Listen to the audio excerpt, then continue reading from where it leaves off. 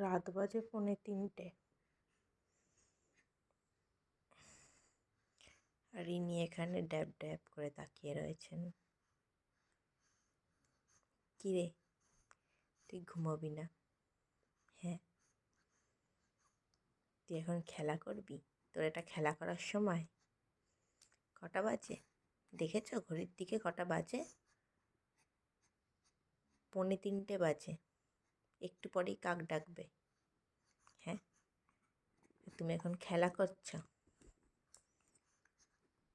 ঘুমিয়ে পড়ো। এখন খেলা করার সময় নয় বাবাই, এখন ঘুমো করার সময়। ঘুমিয়ে পড়ো সোনা,